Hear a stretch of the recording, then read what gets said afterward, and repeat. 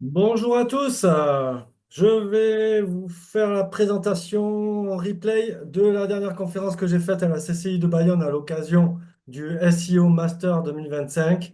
Très bel événement, du beau monde, on a ri, on a pleuré, on a versé des larmes et du sang pour le SEO. Alan Cadix nous a régalé.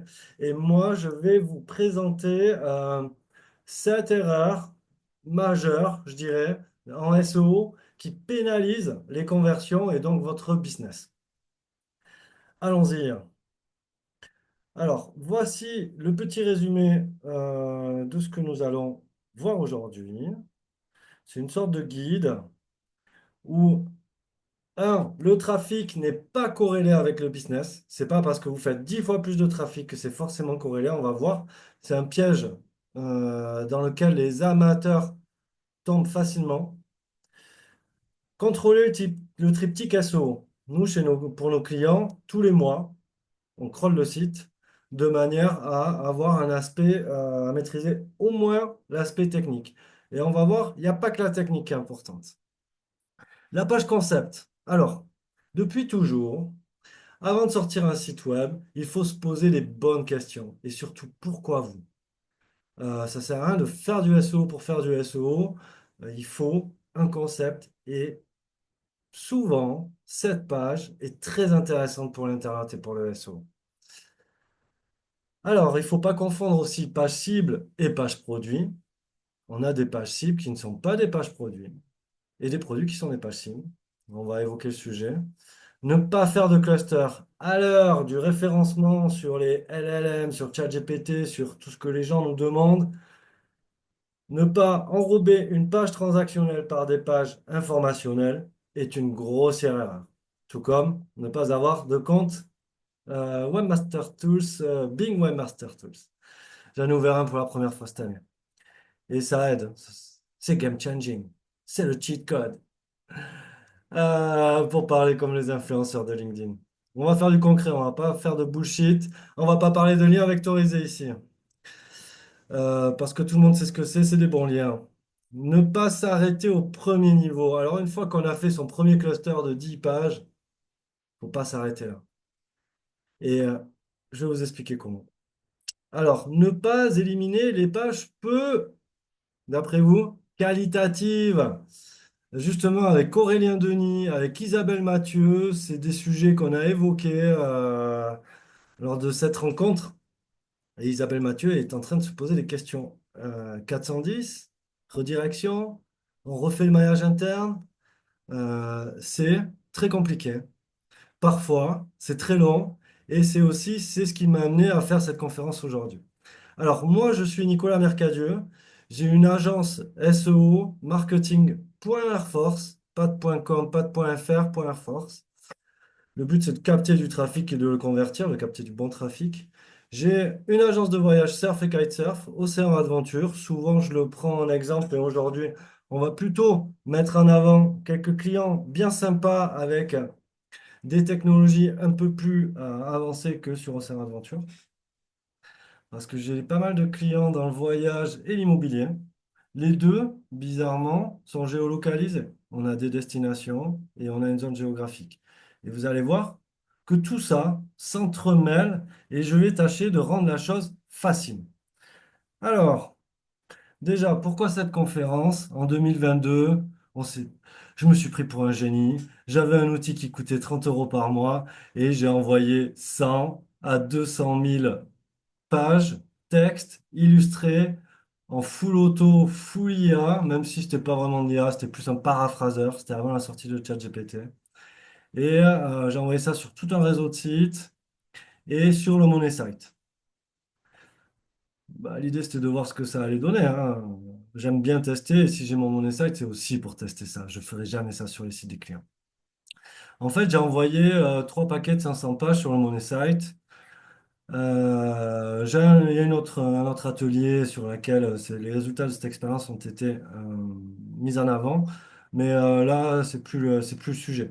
En fait, pourquoi je vous en parle? Parce qu'en fait, ces 1500 pages, ça m'a pris une année de les retirer. J'ai pas voulu retirer un paquet de 1500 pages. Je les ai retirés progressivement à coup de 300, 400 pages et j'ai fait ça en 3, 4 fois sur l'année. C'est du boulot. C'était plus de boulot de le retirer que de l'injecter.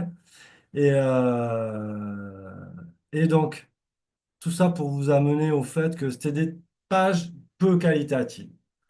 Ça marchait, ça rankait. On peut en sortir des milliers. Aujourd'hui, tous ceux qui vous vendent des graphes incroyables, plus ils sont incroyables, plus je me dis que c'est de la merde. Et c'est là où les outils ils vous mentent. C'est pas parce que vous avez un fort trafic en SEO que vous allez faire du business. Il y a des choses qui sont tout simplement pas possibles à monétiser. Et c'est ça, pour moi, des pages peu qualitatives. Alors, si vous trouvez le moyen de monétiser des pages peu qualitatives, tant mieux pour vous, hein. Moi, c'est pas le sujet. Je travaille pour des marques et quand c'est vraiment peu qualitatif, il faut les retirer. Donc, c'est ça le premier.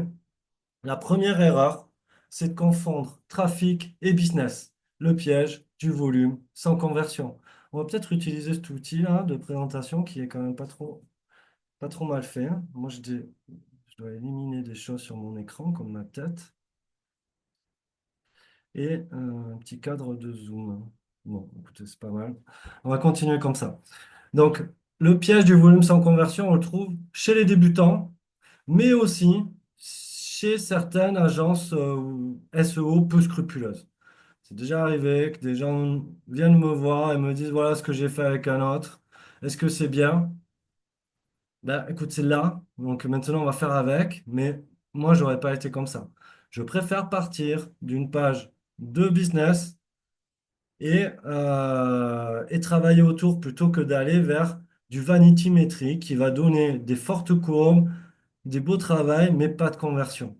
À un moment, il faut accepter les niches, il faut accepter les petites requêtes à faible volume, à fort business. Et moi, j'ai toujours fait ça parce que moi, mes clients, ils ont toujours regardé à la fin le chiffre d'affaires. Ils n'ont jamais regardé d'autres métriques. Donc, trafic business, bon, il y a des choses qui peuvent nuire, hein. Je parlais de la qualité de page, mais on a aussi parfois des parcours clients incomplets, des taux de rebond élevés. Et c'est ça qui nous donne l'indicateur que la page, elle n'est pas destinée à gagner des sous.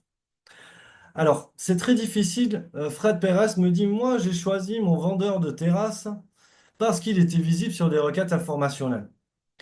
Oui, mais encore faut-il bien les faire. Par exemple, là, j'ai regardé tout à l'heure, j'ai travaillé il y a un an pour un fabricant de menuiserie sur mesure et j'ai fait un guide et j'ai optimisé sa page de vente avec l'ensemble des fenêtres qu'il proposait. Eh bien, les deux pages rankent sur Fenêtre Pays Basque. Parce qu'au final, ce qui est important, et quand on est une entreprise locale, c'est d'avoir des pages informatives généralistes qui ramènent vers les problématiques clients. L'empathie, c'est le plus important. Oubliez la question de volumétrie, de mots-clés, tout ça. C'est pas ça qui va vous faire du business. Il faut lire entre les chiffres. Alors, je vais donner un exemple parce que je suis trop content de travailler sur ce site ou partir en janvier, février, toutes les destinations de l'hiver ou partir au soleil. Elles avaient pris avec la journaliste qui avait fait les textes. Nous, on a fait fonctionner l'IA pour identifier son style et régénérer du contenu, appuyer ce qu'elle avait fait, plus du netlinking, blablabla. Donc, on est dans le top 4, 5 sur ou partir en janvier, février et tout ça. Et là, on est sur de l'informatif. Informatif, transactionnel. Les gens qui cherchent où partir en janvier veulent partir. Et c'est là où j'ai pas été vers comment préparer un voyage ou des requêtes trop généralistes dont j'ai même pas idée comment faire sa valise. Des trucs trop généralistes qui sont nuls pour le business. Et alors, pourquoi je vous ai montré ça? Parce que là, on a un CTA. Nouvelle génération, génial. C'est la fiche produit à l'intérieur de l'article de blog. Et ça, c'est perfectible, on travaille dessus, mais c'est génial. Parce que c'est les boutons et les encres hyperliens bleus sur fond blanc, on les voit pas, on les clique pas, et nous, ce qu'on veut, c'est le clic. N'oubliez pas le filtre NavBoost, dernière innovation de l'algorithme Google, c'est le clic. On veut du clic. C'est pour ça que le taux de rebond élevé, ça peut peut-être ranker, mais ça convertit pas. C'est pas bon. Allez, la suite. Alors, l'autre erreur qu'on peut faire, c'est ne pas contrôler régulièrement son triptyque SO. Qu'on soit sur un site sur mesure, un CMS. Alors évidemment, si votre site, il se passe rien, ça sert à rien de contrôler. Il se passera rien dans les contrôles. Mais si vous travaillez au quotidien comme il faut le faire pour avoir des résultats, que vous avez un codeur, un site sur mesure, que, il se passe des choses, contrôler tous les mois l'aspect technique, ça vaut le coup. Ça permet d'avoir des actions correctrices, de contrôler qu'il n'y a pas de fuite d'URL, des URL à bloquer, des choses comme ça. C'est intéressant. Bon, évidemment, le contenu, on en parlait, et c'est la question qu'on va poser à la fin. À partir de quand un contenu est-il trop vieux? Périmé, has-been. Donc, des fois, les blogueurs le savent. Aurélien Denis, qui rank très bien sur tout ce qui est conseil ou technologie WordPress, m'a dit, tout ce qui a plus de 10 ans, je les virai. Ben, ouais, WordPress 2 ça a du sens. Mais il y a des fois, c'est pas évident. Et des fois, là en ce moment, j'ai des clients qui ont trop rédigé. Ils ont 500 pages et quand je leur dis qu'il y en a 100 achetées, 100 pages à jeter, ils sont dégoûtés parce que ces pages, ils les ont faites, refaites, refaites. Mais ils sont à côté de la plaque. Et ça nuit aux performances. Donc le contenu, c'est difficile. Mais parfois, c'est très intuitif de savoir à partir de quand on se débarrasse de certaines pages. Alors, la popularité, c'est souvent négligé, mal apprécié. Et vous allez voir, les backlinks qualitatifs, hein, c'est la mode de parler de liens vectorisés. C'est tout simplement un lien qui va amener de la sémantique sur votre site et ça va suivre un ordre logique. C'est comme ça qu'on fait du netlinking performant depuis toujours, hein. Il n'y a rien de nouveau sous la Lune. C'est ça qui est génial avec le SEO, c'est que tout se transforme, mais rien ne se réinvente. On jette des vieux concepts, on en met des nouveaux. C'est ça qui est intéressant. Ben justement, la page concept, c'est ce que tout le monde devrait avoir de bien clair et pertinent. Ça peut être concept, on peut mélanger avec du qui sommes-nous. Concept, c'est bien parce que c'est orienté utilisateur. Et ça fait souvent partie des pages piliers. Regardez-moi mon fonds de commerce sur Océan Adventure, c'est le surf camp. Et 90% des gens qui vont dans un surf camp n'y ont jamais été et se posent la question de qu'est-ce que c'est? Donc moi, j'ai travaillé un qui sommes-nous RSE, les profs de surf, mais au final, j'ai recréé un surf camp. Qu'est-ce que c'est? Comment on le choisit? Blablabla, blablabla. Mais surtout, si vous avez une offre spécifique, ça vous permet de positionner dans un environnement concurrentiel. Moi, mes surf camps, c'est pas du Airbnb. Il y a une atmosphère, il y a une ambiance, il y a une taille spécifique, il y a des typologies clients. Là, en l'occurrence, c'est du voyage pour des femmes. C'est tout. Pas d'hommes. C'est assez simple, binaire, efficace et ça fonctionne très bien. De là, après, ça peut être aussi sur des secteurs tech. L'autre jour, il y a un gars, il avait un encodeur un transcripteur texte pour les vidéos.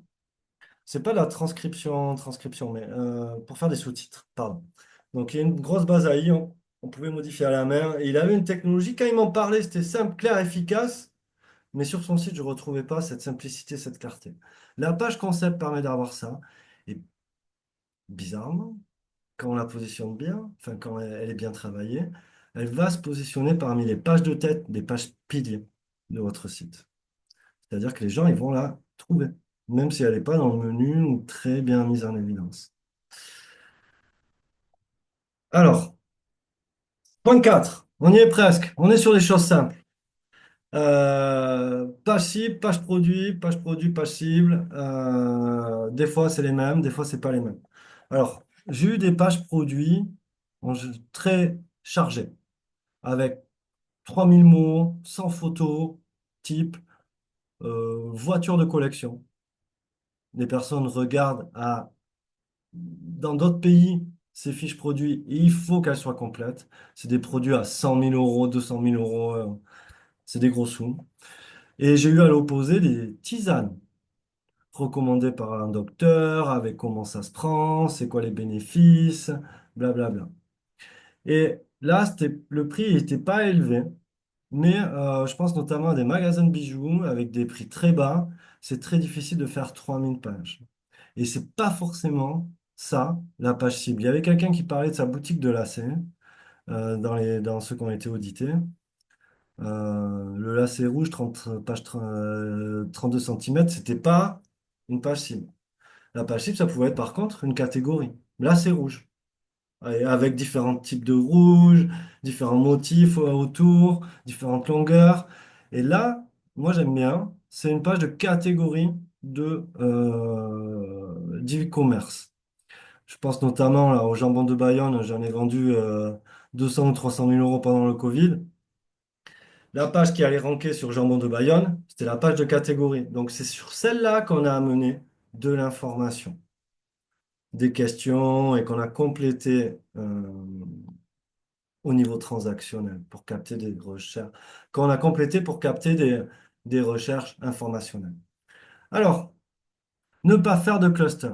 Bon, vous avez compris, on pourrait très bien avoir une page d'accueil qui sert qu'à distribuer du contenu de marque et avoir des pages SEO à partir du premier niveau, type de produit, jambon de Bayonne, le pâté, le reste on le met de côté, les lacets rouges, c'est ici, et en dessous on a des pages mixtes. Comment choisir tel produit? Des pages mixtes non commerciales. Alors c'est très intéressant ce terme parce que ça veut dire qu'elles vont pas servir à faire du business. Des pages complémentaires, encore moins. Typiquement, jambon de Bayonne, il y a la foire au jambon tous les ans, gros événement qui suscite énormément d'engouement. Je me suis positionné dessus avec le site et j'ai découvert quelque chose qui était assez intuitif, c'est que personne qui veut aller à la foire au jambon ne va acheter un jambon entier. Sauf s'ils y vont, ils l'achètent sur place. Et ça m'a jamais ramené de business. Alors, il aurait fallu avoir une offre commerciale, moins 5%, un cadeau, quelque chose comme ci, comme ça.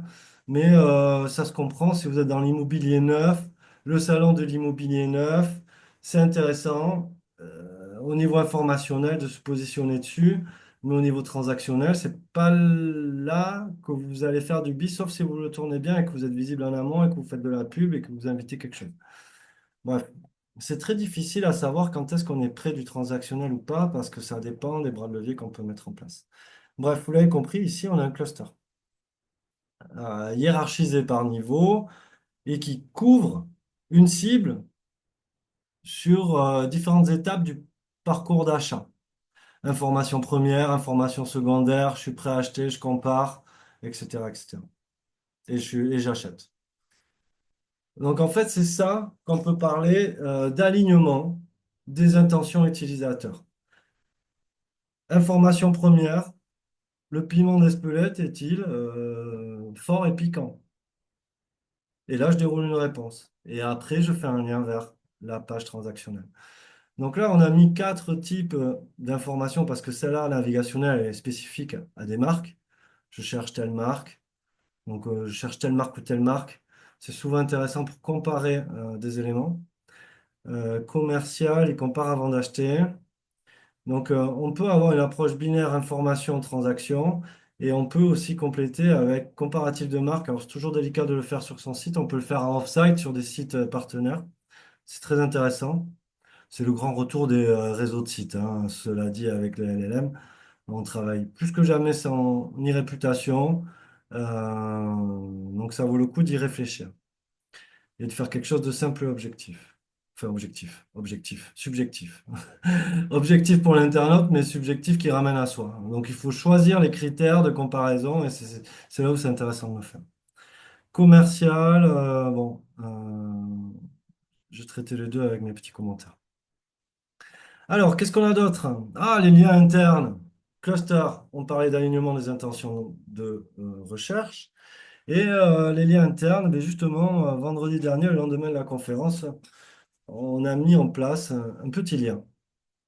Vous voyez, il ne ressemble pas à un joli CTA, un joli fiche produit, comme on l'a vu tout à l'heure.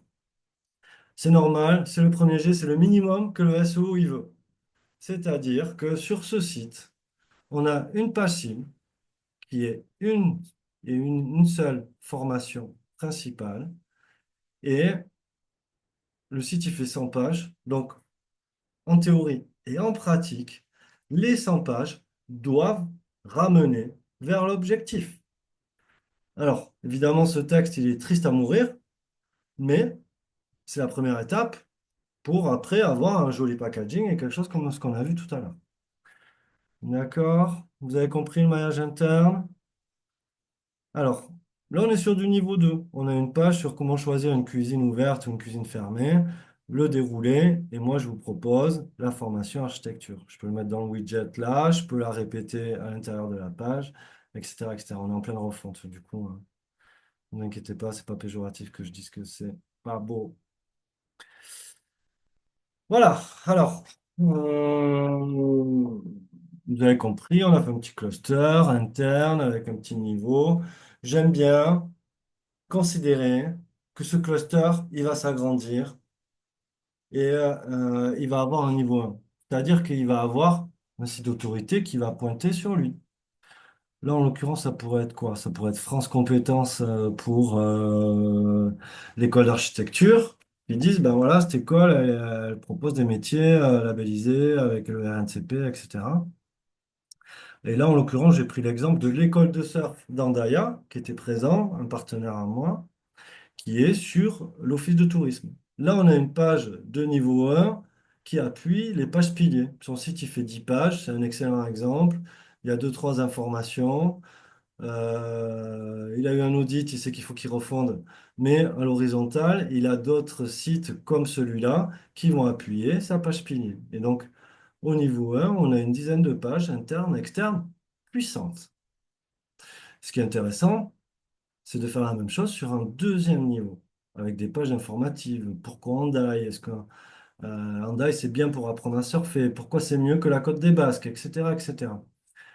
Et après, on peut toujours continuer. Qu'est-ce que c'est, quelle est la spécificité des vagues d'Hendaye, les différents spots, blablabla, on les compare. Hein, je sais pas, on remet comment se passe le premier cours, etc., etc. Bon, qu'est-ce qu'on a? Donc l'idée là, c'est de vous donner une vision horizontale par lot, une page de vente des partenaires. Il y en a plein, ils n'ont pas de page de niveau 2. Et parfois à tort.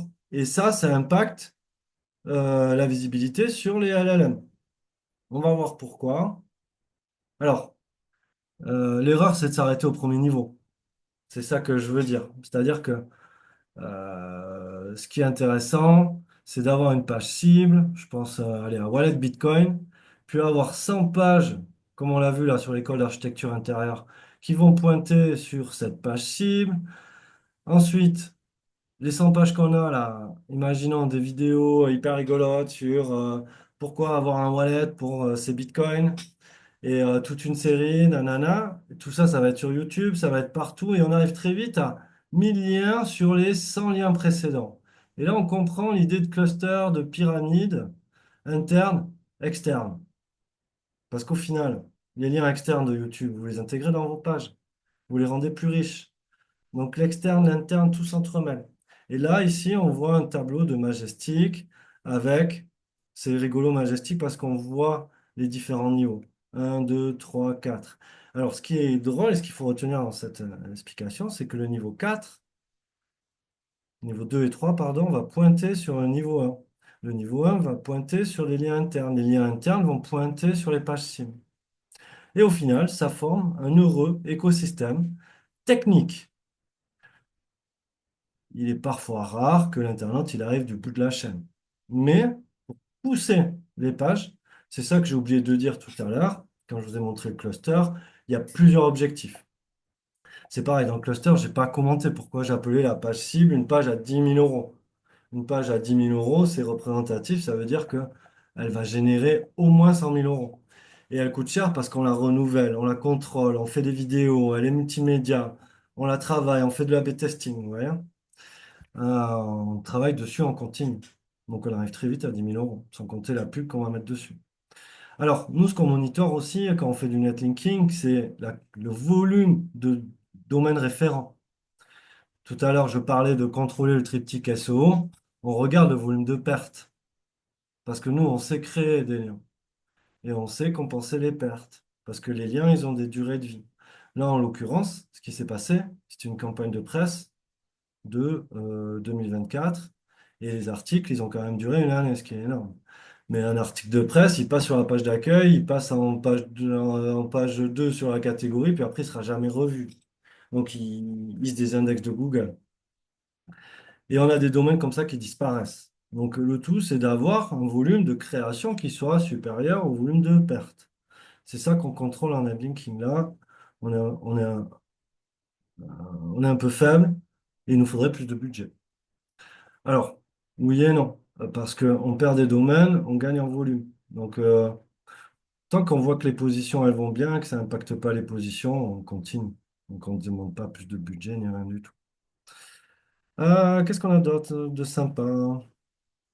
Oui, alors, le niveau de lien interne, les pages informatives, elles sont très importantes aujourd'hui, plus que jamais. C'est elles qui vont remonter dans l'IA Overview. Bon, là, j'ai un exemple absolument nul à chier, là, avec Kim Kardashian. Mais si on tape ou surfer sur la côte basque, on va revoir Andaya, on va voir mon rail sur qui j'ai travaillé, on va voir mon site. Et chacun va avoir une appréciation. Mon rail, il va dire qu'il faut mieux venir à la côte des Basques en été. Andaya va dire bah, chez nous, c'est génial toute l'année, alors que c'est mieux qu'en hiver. Et moi, je vais dire la vérité entre les deux. Parce que de toute façon, je travaille avec les deux. Bref. L'IA Overview, c'est ça qui c'est ces pages de niveau, c'est ces pages informatives qui vont principalement ranker aujourd'hui dans les LLM. Alors, ils ont intégré, ChatGPT a intégré les données de Google Shopping. On est sur du transactionnel imminent. Vers quoi ça va aller ensuite? En tout cas, aujourd'hui, si on veut être présent dans les LLM, c'est ces pages informationnelles qu'il faut déployer. Alors, les facteurs corrélés à l'apparition de la marque dans l'IA Overview, c'est différent du LLM, hein. Mais c'est toujours les mêmes. Il y a rien de nouveau sous la lune. C'est la mention de la marque dans les encres de lien. Alors attendez, ça c'est les encres. Funnel with brand appearance and yeah, based on study, source, href, brand, render, href, site explorer. Voilà, les mentions de marque. OK, mention de marque et encre, les marques, le nom des marques dans les encres de lien. OK, très bien. Donc ça veut dire que des fois, il n'y a pas besoin d'avoir le lien dans la page de la marque. Mais bon, c'est le deuxième facteur. Donc tant qu'on peut, on y va. On met du lien. Lien, c'est la vie. Alors, les recherches de marque. Alors, c'est là où c'est vicieux, hein. Google est vicieux, hein. Aujourd'hui, comment faire pour avoir beaucoup de recherches de marque? Il faut déployer des Google Ads. Parce que le parcours client est complexe. Et on peut stimuler les requêtes de marque grâce à ce bras de levier. Alors, DR, c'est le domaine, c'est l'autorité du nom de domaine, c'est un métrique spécifique à eux. Mais il a pris l'importance, ce métrique. Autrefois, ça marchait pas, toutes les pages étaient individuelles. Et aujourd'hui, oui, il est quand même important à regarder. Le nombre de domaines, le trafic de marque, le nombre de backlinks, le nombre de referring domaines et le nombre de backlinks. Vous voyez, c'est deux facteurs différents. C'est pour ça qu'on regarde toujours les deux. Le trafic payant, l'URL rating et le nombre de pages sur le site. Alors, nombre de pages sur le site, ça ne veut pas dire qu'il faut déployer 10 000 pages. Il faut des bonnes d'abord. Donc, vous avez compris? Bon, je pense que ça, c'est la petite parenthèse qui dit que cette année, il faut avoir un compte Bing pour les webmasters. Ensuite, qu'avons-nous? Ah ben tiens, l'exemple dont je vous parlais, hein. Est-ce qu'on retrouve bien Homiboard? Non, on n'a pas Moraes, on n'a pas Andaya, on n'a que moi. Alors, où surfer sur la côte basque? Ben voilà, Les vagues de bidart. Alors, c'est bizarre que j'ai ce résultat parce que normalement, la requête la plus populaire, c'est Côte des Basques ou Hendaye. Mais bon, vous voyez, à force d'enrober mes pages transactionnelles de pages informationnelles, eh bien, il y a des surprises. Et moi, ça me va comme réponse. C'est pas la meilleure réponse, je pense, mais tant que je suis cité, je suis content. Alors, ne pas éliminer les pages peu qualitatives. Alors, dans nos contrôles, peut-être pas tous les mois, mais tous les ans, ça vaut le coup de se demander s'il ne faut pas faire une purge, s'il ne faut pas éliminer des pages peu qualitatives. J'ai découvert que ça s'appelait le content pruning. Comme un prunier, vous allez couper des branches pour que les fruits soient meilleurs. Et c'est ce qui se passe.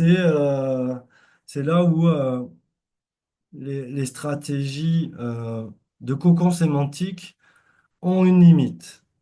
Aujourd'hui, on a beaucoup de sites de ce type-là à reprendre parce que les gens ont été trop loin. Si vous vendez de l'assurance moto et que vous avez des pages sur la vitesse maximale d'un T-Max, un scooter 125, vous êtes à côté de la plaque, vous allez pourrir votre sémantique. Donc, c'est toujours bien de redéployer des clusters, de donner un petit peu de profondeur, mais de pas trop s'éloigner de votre cœur de business. Voilà un peu la conclusion de cette présentation qui, ma foi, est presque terminée.